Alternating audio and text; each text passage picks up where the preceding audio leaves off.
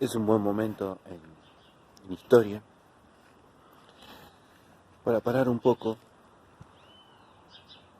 con estos contenidos que venimos viendo y hacernos una pregunta que tiene que ver muchísimo con la historia. ¿Qué es el tiempo? Es también un buen momento para reflexionar sobre eso, ya que nuestras concepciones, estructuras del tiempo están siendo modificadas. O en tal caso estamos viendo cómo el tiempo se percibe de maneras diferentes. Por ejemplo, viendo que el reloj no pasa más, viendo que la mañana se hace larga, o viendo que de repente, ya son las 8 de la noche. Entonces quiere decir que hay distintas percepciones del tiempo. Eso por un lado. Por un lado tenemos una percepción del tiempo, que esto lo voy a retomar un poquito más adelante. Así que podemos hablar de un tiempo psicológico, de un tiempo sensorial. Sí, de hecho el tiempo es un concepto humano. Ahora, también está el otro tiempo, el tiempo físico, el tiempo que se entiende como una cuarta dimensión. Desde 1905 Albert Einstein habla del tiempo como una cuarta dimensión de las cosas. Las cosas tienen 3 dimensiones espaciales. Eso ya lo sabemos, lo vemos en los cuerpos geométricos. Pero también tienen una cuarta dimensión temporal. Todas las cosas lo tienen. Este naranjo, que dentro de poco va a madurar, tiene una dimensión temporal. Existe en el tiempo. Tiene sus dimensiones espaciales, pero también tiene una duración. Nosotros tenemos una duración. Los insectos tienen una duración. Y nos podemos encontrar en el universo con un montón de duraciones diferentes. Por ejemplo, las partículas subatómicas tienen una duración en el orden de la 1000.000.000ª de segundo, quizá, y después no existen más. Nuestro Sol tiene una duración, hace 5.000 millones de años que existe, y le quedan unos 5.000 millones de años más. Después de eso, sufrirá una transformación, se convertirá en una enana blanca.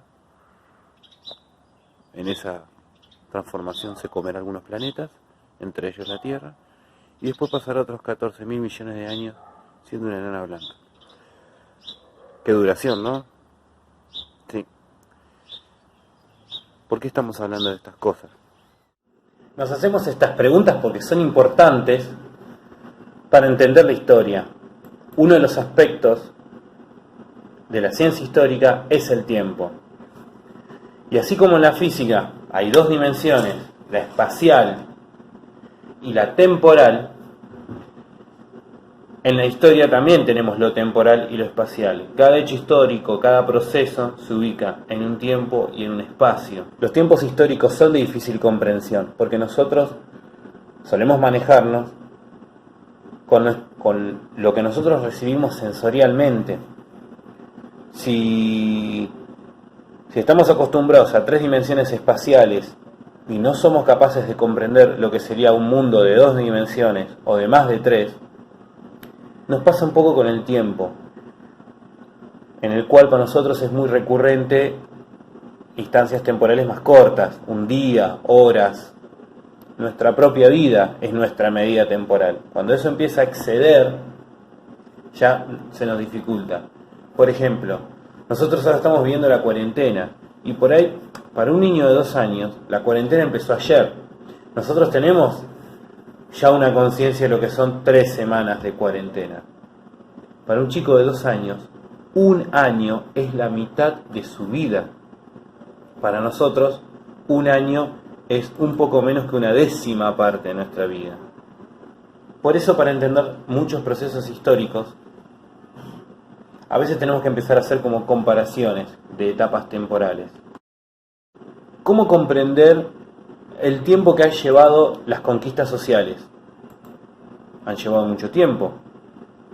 El proceso histórico que nosotros estamos viviendo en la región, cuando vemos ciertos presidentes, ciertos gobiernos en la región, en América Latina, Ustedes se preguntarán, ¿y esto desde cuándo viene? Y desde antes que nacieran ustedes, pero no hace tanto.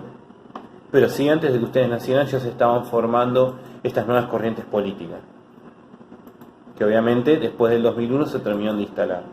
Los cambios culturales, ¿los podemos llegar a percibir si ni siquiera nuestros padres o nuestros abuelos terminan de asimilar los cambios culturales? Y ni hablar de la evolución,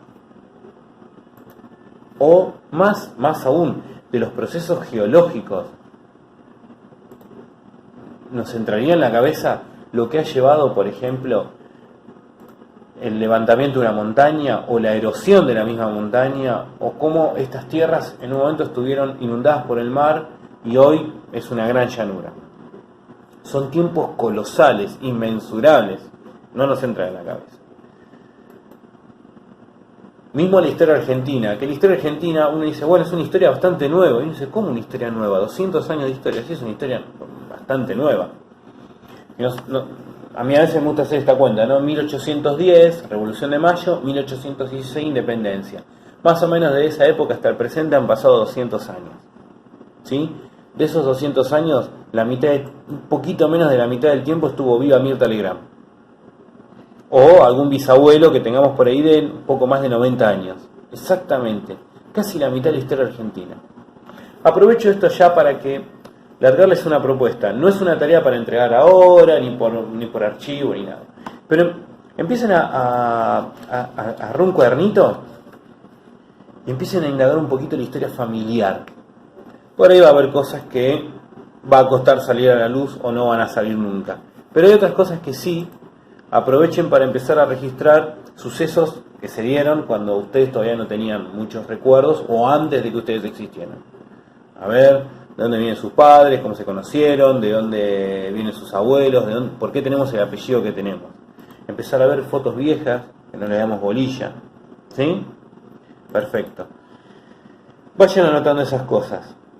Voy a dejar armado un foro para que empiecen a volcar sus opiniones ahí también de cómo están llevando esta cuarentena.